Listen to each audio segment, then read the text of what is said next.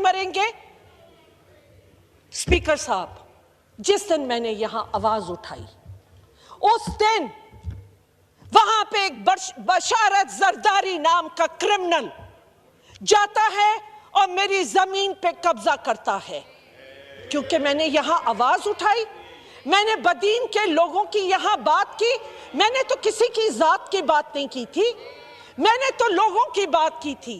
एक क्रिमिनल बशारत जरदारी 2019 में भी उसने मेरी जमीन पे कब्जा किया था और उसके लिए वहां पे रेंजर्स को बीच में आना पड़ा, यहां से फेडरल गवर्नमेंट को आना पड़ा, कोर्टों में केस गए। लेकिन कोर्ट, क्योंकि पुलिस ने एक वीक एफआईआर बना के, एक कमजोर केस बना के और वहां पे पेश किया।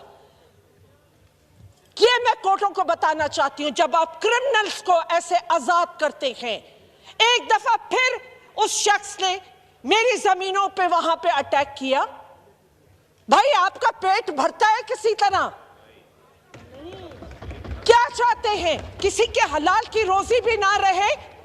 आपका वो क्रिमिनल रहता है पेगरो शुगर मिल में, उसके पास जो वेपन्स है, पुलिस का एतराफ है कि उनके पास वो वेपन्स नहीं है जो उस बशारत जरदारी के पास है। अब बैकग्राउंड निकलवाइए, गूगल करके देखिए कि वो कौन शख्स है। स्पीकर साहब, मैं आपके जरिए इस प्लेटफॉर्म से मैं ये इंसाफ चाहती हूं। मुझको और मेरी फैमिली को थ्रेट है। मेरा बेटा संभालता है वो जमीन और वहां पे रोजाना जाके वो बशारत जरदारी फायरिंग करके कब्जा करना चाहता है। मैं किससे अपील करूं? मैं यहां फॉर्मर स्पीकर भी रही हूं, मैं आपकी कॉलीग इतने सालों से यहां आ रही हूं, मैं बार बार इस प्लेटफॉर्म से ये बात उठा रही हूं। यहां लोगों की जिंदगियों को खतरा है और रिस्क है। आप प्यासा, भूखा, बीमारी, 20 बच्चे आज कुत्तों के केस में एक दिन के वो हैं। आप तो लाड़काना को इंसाफ नहीं दे सके हैं, आप बात करते। स्पीकर साहब, मैं एक दफा फिर आपके और प्राइम मिनिस्टर को इनको बताती हूं कि मेरे और मेरे खानदान की जिंदगी को थ्रेट है।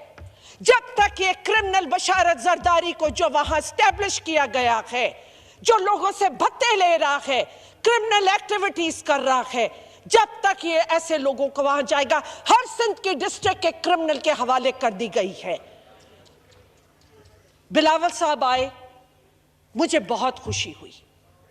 बिलावल साहब ने वहां पे लोगों ने शोर मचाया पानी का। मुझे बहुत खुशी हुई कि उस पे कहा गया कि मिनिस्टर इसका जवाब दे और नहीं जवाब देगा तो उसको निकाला जाएगा।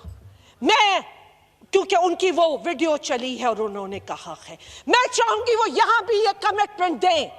अगर उन्होंने चोरी करवाई है और ये 19 इलीगल कनेक्शन निकलवाए हैं, दिए हैं, इलेक्शन की वायोलेशन की है, तो वो उस मिनिस्टर के ऊपर क्या एक्शन लेंगे? जो सारे खाटी के पैसे खा गया, जो सारी इरिगेशन डिपार्टमेंट को, इरिगेशन डिपार्टमेंट पानी लाइफलाइन है हमारी, लोअर सिंध की लाइफलाइन है इरिगेशन और पानी हमारा। मैं जानना चाहती हूं कि उस मिनिस्टर के ऊपर क्या एक्शन लेंगे जो उन्होंने वादा किया आके बदीन में।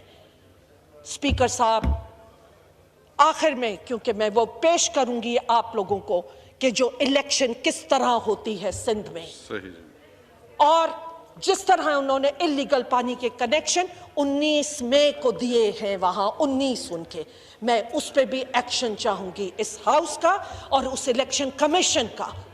स्पीकर साहब, और मैं एक्शन चाहूंगी ऐसे क्रिमिनल्स पे जो आके फायरिंग करके और लोगों की जमीनों पे कब्जे कर रहे हैं। बहुत शुक्रिया जी। जी जनाब, मैं भी एजेंडे पे आता हूं, एक दफा एजेंडा करूं, उसके बाद सारा दूंगा। पॉइंट ऑफ ऑर्डर देता हूं जी, पॉइंट ऑफ ऑर्डर देता हूं। ये इसी तरह बहस बराए बहस फिर तो चलती रहेगी, फिर ये मेरा एजेंडा रह जाएगा। मैंने कहा था एजेंडे के बाद देता हूं, आपने नहीं माना। जी शाजिया मरी साहिबा। बहुत शुक्रिया स्पीकर साहब।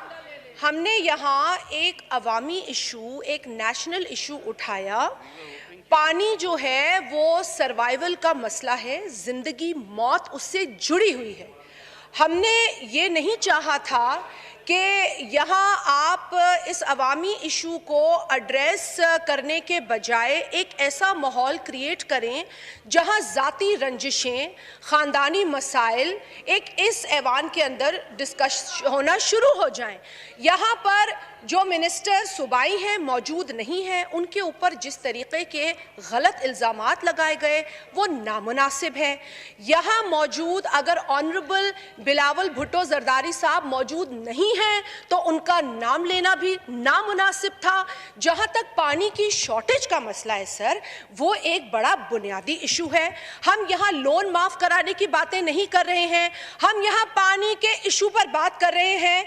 हम लिंक कनाल्स को शॉर्टेज के दौरान ना खोले जाने की बात कर रहे हैं। हम ये बात कर रहे हैं कि सिंध के साथ इस वक्त नाइंसाफी हो रही है। हम ज़राअत के लिए मर गए हैं, हमारे पास पीने को पानी नहीं है, हमारे पास मुर्दे दफन करने को पानी नहीं है। और अगर आज भी कोई जाती सियासत करता है सर, 600 वोट लेकर अगर आपकी सियासत नाकाम हुई तो वो पाकिस्तान पीपल्स पार्टी की वजह से नहीं हुई है। पाकिस्तान पीपल्स पार्टी ने खिदमत की है। मैंने सांगड़ में इलेक्शन लड़ा है, मैंने वहां के बुत गिराए हैं और सिर्फ पीपल्स पार्टी के झंडा लहरा कर गिराए हैं। वहां पर हमने झूठे वादे नहीं किए हैं, हम लोगों के साथ खड़े हुए हैं। सैलाब हो, कहत हो, बारिश हो, कोई भी सिचुएशन हो sir, this is not the way. I take exception to the behaviour.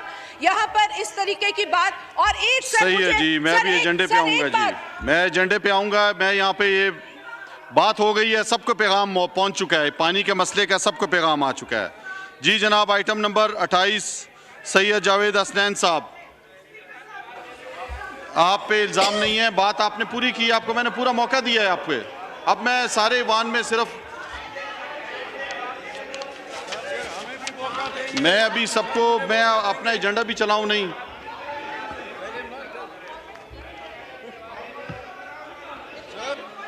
जी फहमीदा मिर्जा साहब। आप स्पीकर साहब, मैंने कोई गलत बात नहीं की।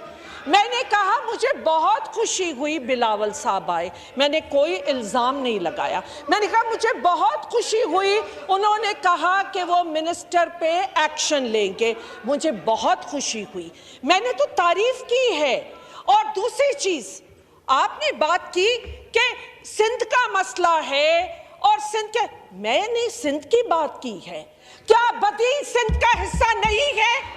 क्या लाड़काना सिंध का हिस्सा नहीं है? मैंने लाड़काना में कुत्तों के बच्चों के मरने की बात की। मैंने बात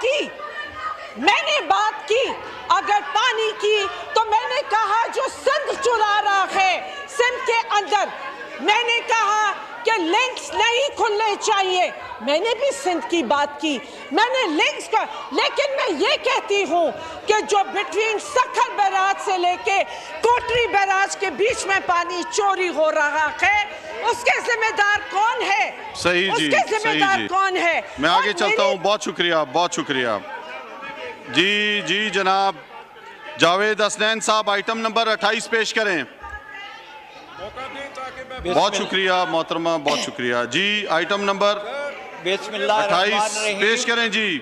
सैयद जावेद हसनैन साहब आइटम नंबर 28 पेश करें। जनाब स्पीकर, मैं तहदीद एक्ट 1908 में मज़ीद तरमीम करने का बिल, तहदीद तरमीमी बिल 2020 कायमा कमेटी की रिपोर्ट और ज़ेर गौर लाया जाए जी मलिका।